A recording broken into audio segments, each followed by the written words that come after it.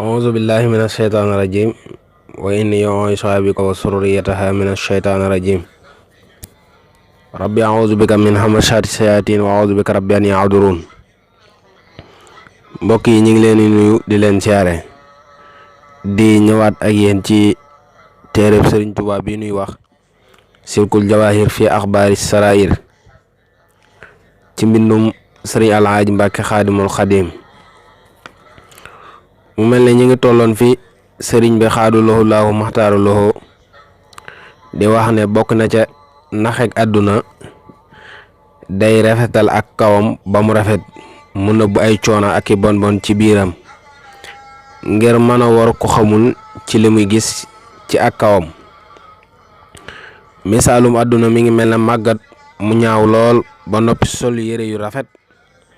ngir finnaal mbindeef yi. ku ci ànd ak moom ba muri ko rëcc lool loo ko doon soppee ngir bon ya ngay gis ci moom ak i gàcca. ñëw na ci xibaar yi ñu ne yowmal xiyaam dañuy indi àdduna mu yor melaw màggat mu ñaaw lool ubbi gi ñimam siñ ay bañam. bu ko mbindeef yi gisee ne noo ngi muslu ci yàlla tabaaraka wa taala ku ñaaw kii kan la ñu ne leen mooy àdduna moomee ngeen nekkoon di iñaanante di xuloo di tuur seeni deret ci lu dul yoon di dog seenu mbokk di woru ci ay rafetam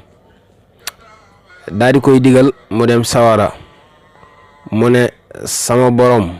ana samay soppe ak samay mbooloo yi ma toppoon ñu daldi leen di digal ñu ànd ak moom dem sawara. sëriñ bi xaadu lahu laahu maxtaaru lahu nee na bokk na ca li Abu Hurayra radiyallahu taala anhu nettali ne nee na yonent bi sallallahu taala alayhi bi alihi wa sahbihi wa sallama wa baraka dane ma Abu Hurayrata bëgg nga ma wan la àdduna ma ne ko waaw yow yonent bi yàlla bi. mu jàpp ci sama loxo nu ànd di dox ba yegg ci ab sën may gis ay boppi nit ak yax ak sobe. mu ne ma boppi nit yi ngay gis mook seeni bopp yi ñoo yamoon dañoo feesoon dell ak xër ci àdduna ak dajale ko yaakaar ne dañuy gudd fan lool ni ngeen ko yaakaaree daan farlu ci dundal àdduna nii ngeen di farloo ci dundal àdduna ak dajale ko. gis nga leen nii tey seen yax yi yàqu na ak seeni yaram sagar yi ñooy seeni yére ya ñu daan sol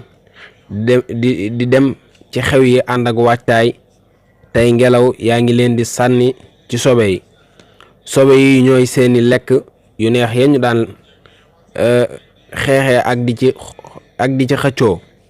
fi mu ne kenn mënu leen a jéggi ngir xet gu naqari. lii mooy mboolem meloy àdduna ne nga ko gisee ku bëgg a jooy ci àdduna na jooy barabu jooy la. Abu Hurayrata radiyallahu taala anhu nee na ña fa nekkoon ñëpp di jooy wallahu aalam.